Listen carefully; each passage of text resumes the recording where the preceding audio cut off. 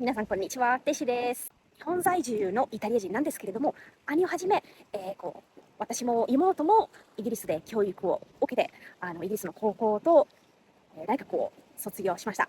そして、イギリスの、兄がそうですね、イギリスのパスポート、国籍も持っていて、私と妹がイギリスの永住権を持っているので、イギリスの移民とも言えます。今回は、今イギリスの、ロンドンのロンドンスクール・オブ・エコノミクス、すごく優秀な大学で大学院生になった、大学院生生活している妹にイギリスの現状を教えてもらいたいなと思いますので、最後までご視聴よろしくお願いいたします。ちなみに今日は妹の26歳の誕生日でもありますので、コメントなどでぜひ応援していただけたらと思います。I just arrived in the States to get an iced drink. The heat is really picking. It reached up to 35 degrees. I came with public transport. There is no ventilation, no air conditioning, so it's all sweaty. We'll try is salty hojicha. So we have here some hojichas, some matchas up here, and iced coffees. So the one I'm getting is the sea salt hojicha for 4.8 pounds. Alright, so I'm trying this hojicha sea salt latte. Fortunately today they had an initiative to sell drinks for £1 only. So I got the deal, and it's because of the summer season and the heat, so that people can get something iced. Something funny happened. I got this sea salt hojicha and it was actually very sweet. So that was one problem for me getting like hojicha and matcha here in London. They always add a lot of sweetener or sugar or maple syrup, which I don't like. So I'm now walking towards my university. And this sea salt hojicha was very sweet when I tried it, and I asked, they say they put maple syrup in it, which is funny because I was actually ordering it thinking, oh, finally I can get hojicha that is not sweetened, because that's the norm in London. But no, I didn't escape it, but I will keep on trying. I'm now here at uni, and as you can see, it's really hot. People are outside trying to get a bit of shadow and some cold drinks. And I think the problem here is that most buildings do not have air conditioning nor ventilation, so it's a real sauna inside. This is the university library, and inside is really, really stuffy.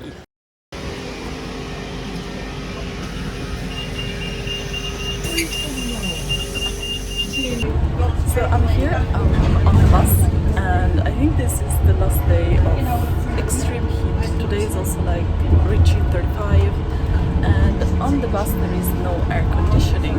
Also on most of the tubes there is no air conditioning. I think on the Elizabeth line they recently added it. I'm sweating, it's really hot. I think I remember in Japan there were air conditioning in the bus, in the tubes, but the uni is not ready for this heat, so spaces are not built for this, and the air conditioning is definitely lacking. So I think the only thing that I have left now is to try to get one of these little fans to try and ventilate a little bit, otherwise it's not really sustainable. I just got out of the bus and finally a little bit of air, and outside is also very hot and there isn't much shadow or much trees, as you can see. But fortunately this bus arrived where I needed to be, because it happens often these days that buses have to stop for a long time to diminish the heat, to cool a little bit down. And I heard that the reason is the bus is made for retaining the heat, so that in winter it can avoid freezing. But the problem we have now is the contrary, and as we were saying, like the infrastructure is not prepared for this.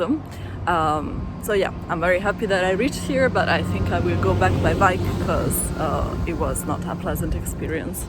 I ended up taking the bike to come back, and it's much better. There is a little bit of breeze on the bike, and they opened a lot of little fountains so that people can get some water. The other good thing about going with a bike is that it's so much cheaper, and the prices of transportation has gone up and up every single year since I've been here. And now a bus ticket is £175 for one direction, and the tube, the minimum is £375 for one direction. So the bike for £20 per month, very cute bike, so much better and fresher. I'm now in Canary Wharf, which is one of the main London financial districts, and also one of the most interesting for houses.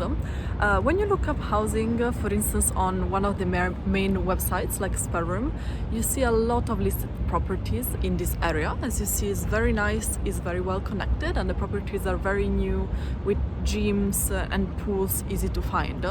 However, the prices, notwithstanding the fact that there are so many properties available, are quite high, and the reason for that is that many properties are being bought by investors, and they are not owned by the people living in there, so it's all up for renting, and so very easy to find, short lets and so on, but also very expensive prices.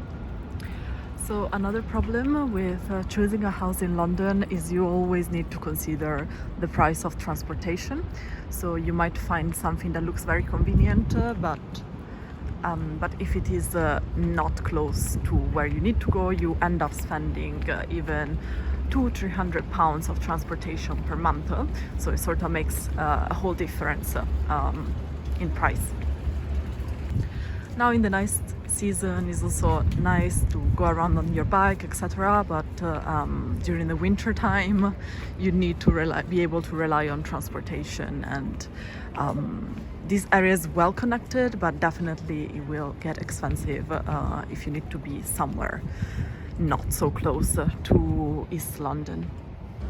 As you see, I'm surrounded by very high buildings. They're all very modern, newly constructed. I think the development started around the 1990s, but many properties have been now built in after 2010.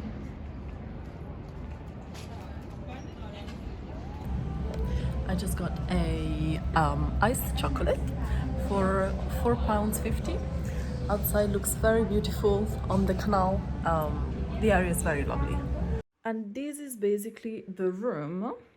So it's pretty spacious, I would say, for London standards. It has a bathroom inside the room. And this is in a house shared with 3 other girls. And the price for this is £1,200 per month. So around 2 months ago, I moved into this house. I'm now moving out, so it's currently in this state. And this house is in Stratford. It's a very quiet area, very residential, very nice and modern. 10 minutes walk from Stratford tube station, so it's a pretty good location. I usually search through this website called Spare Room. You can find tons of properties there, but most of them you will find out are not in rentable conditions, especially if you're looking for something on a budget, which here in London easily means you can spend £1,000, but not more than that. It's not easy to find a house. You can find one, but it's not easy. And you will have to take a view of so many properties that are in awful conditions. In some houses there was water coming from the ceiling. And I would say probably in every single one of them I have spotted mice in the house. No matter how much I cleaned, no matter how new the property was, this is a very big problem here in London, and I have been pretty terrorized sometimes by sleeping in my own room with the mice. It's nice, it's modern, there is a bathroom, but the cost is really expensive, and for this reason I could only stay here for 2 months. I'm also a student, and in the previous house I was living in was £970, something like that. So I had to still work very hard whilst doing my master's in order to afford rent. So I was doing a master's, and in the evening, in the weekends, I would be teaching online, and that was what I was doing to pay my rent. But at the end of the month, you basically spend every single penny that you earn. The house also has a shared living room with kitchen, and is on 3 floors. But I still think the price of renting in London is crazy, and it's definitely not adjusted to what people actually earn. So you would expect that people could, spend on the rent and still have maybe like double that money or more to spend during the month, but that's not the reality. And many people living in London share their flat and still are left with no money at the end of the month. And honestly, I know many people that are done with studying, they're working, and they still live in shared flats, because getting a flat for yourself, even just a 1-bedroom, you can easily pay £1,700 and not that central. Some area like Stratford, which is well connected and everything, but central London is completely out of most people's budgets. I'm not excited to be living again. My house, the room that I found, because I arrived here in London in 2020, and since then I've changed so many properties. I think probably 6 houses or more, honestly, and that was because sometimes I was coming back and forth from the country, but also because many times contracts were for short periods, or the rent price increased and I decided to change. But every time I come back is a nightmare finding a property here in London. Because now I'm leaving London for 1 month, and although it is really a nightmare, as I was saying, to find another property when coming back, I have to leave the house so that I can save up 1 month of rent, which is a lot of money for me as a student, and then I will have to deal with the trouble of looking for a new property when I come back. So I'm now here with my flatmate, Fatin. Hello. Hiya. I wanted to hear about her opinion on the cost of living in London.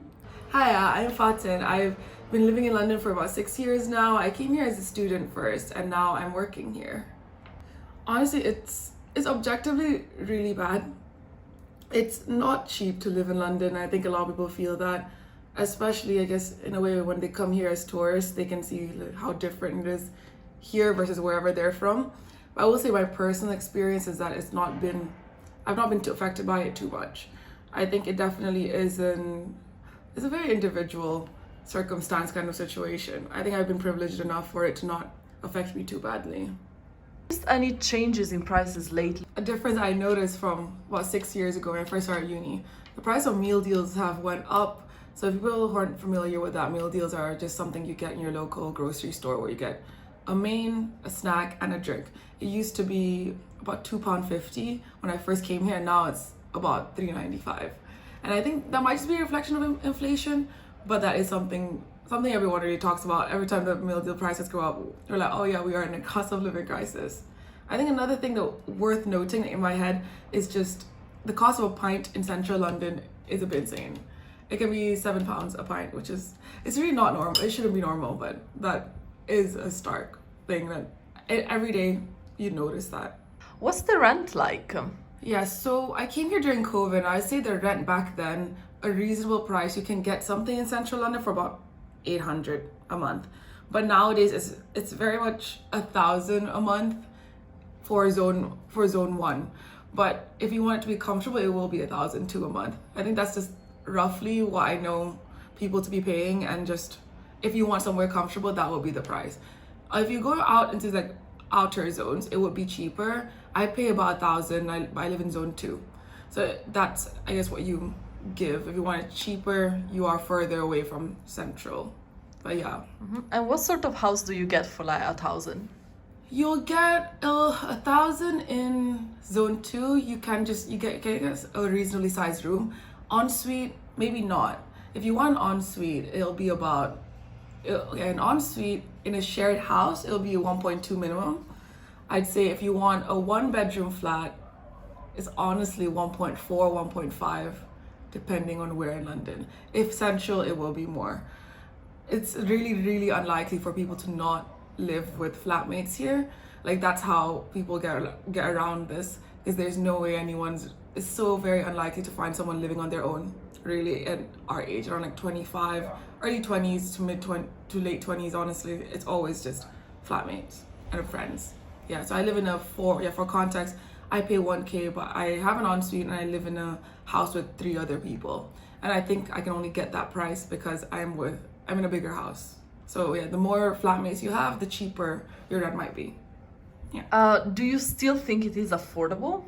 I would say, again, the whole individual circumstance thing. My salary allows me to be able to pay for this and still get to enjoy London living. I know so many people who won't be able to do that. The minimum salary in the UK, I think the legal limit is about 25k a year. And if you calculate that, that's only about 1,800-ish a month when you take in taxes. So imagine you pay 1,200 for a place with bills.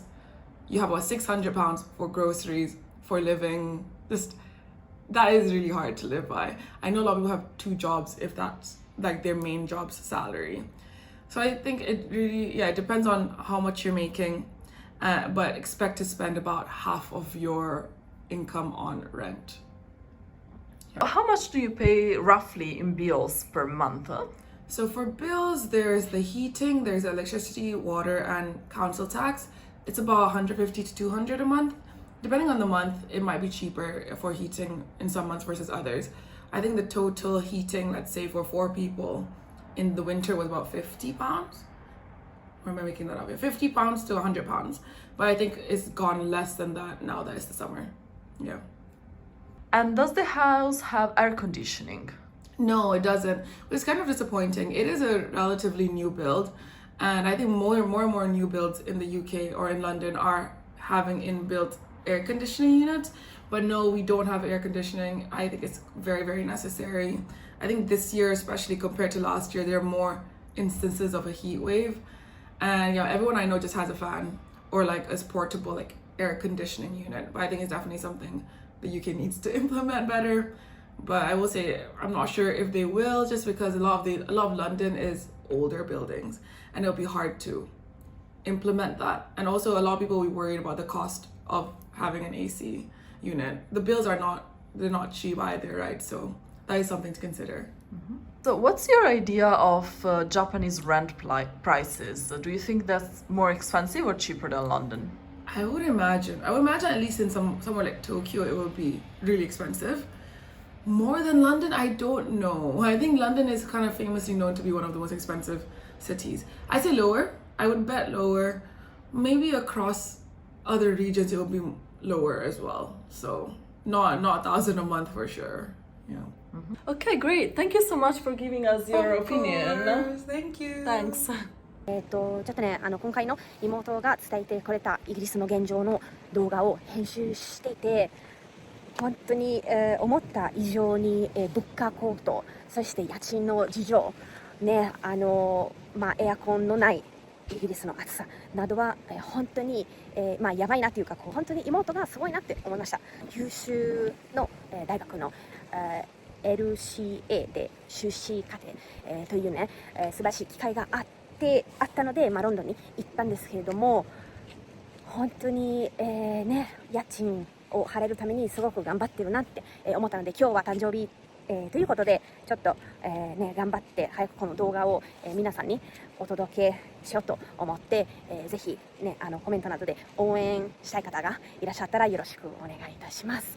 そうですね。そして私として一番やっぱ衝撃的だったのは家賃の話なんですけれども、私もイギリス、そして、ロンドンに、住んでて、私もそうですね、多分2年間の間2年の間2回ほど引っ越し3回か3回ぐらい引っ越ししてるんですけれども、東京って20代後半の人とかはちょっと一人暮らしの人も、周りの人がほとんどだと思うんですけれども、もうその年々やってくるとやっぱシェアハウスが嫌ですよね。そこで10万、東京だったら日本だと10万円程度でちょっと小さいかもしれないけど、一応一人暮らし生活することができるんですね。でイギリスは今ちょっとポンドで言うんですけども、日本円表示するのでちょっと見てください。まずロンドンで、どれだけ頑張ってもどれだけ稼いでもシェアハウス生活がメインなんですね。ロンドンで月1万ポンドですね。結構すごい相当な、お給料をもらってる人でも友達でもシェアハウスなんですね。あとは私がロンドンに在住していた時の家賃が私の最初に住んでいた家賃が500ポンドだったんですね。パンデミック、コロナ禍だったというのもあったんですけれども、500ポンドで結構遠かったですね。中心部から行かないといけないところから遠くて、妹が言った通りに結局はやっぱ交通電車代とかそれで、だんだん高く月1ヶ月分の生活費が非常に高くなってしまいます。で500ポンドで、その次にちょっと本当にネズミだらけのとこだったんですけど、600ポンドが2箇所で、もうすでに、3箇所目は最後に住んでいたところはシェアハウス。本当にあれもちょっとね、治安がギリ大丈夫で、結構うるさい、車が通ってるうるさい道で、水がね天井から漏れている、そしてネズミが必ずいるっていうようなシェアハウスの状況に住んでいた時に、暮らしていた時はその家賃が650ポンドだったんですね。でその中でも私もいろいろ調べてて、一番安かったという、そのゾーンに2と1の間でも、その分は職場まで歩いて行けるっていう、のが良かったです。私の当時の新卒の、ロンドンで働いた時の給料が2500ポンドぐらいだったんですね。で職場まではほぼ歩けていたので、それは当時は安いなって思ってたけど、まだギリちなみに多分当時は自分のお給料について他の同僚と喋っちゃいけないみたいな、ことを喋っちゃいけないというかね、多分当時も、そういうふうに言われるのも、法律反対、イギリスのね法律反対ではあったんですけれども、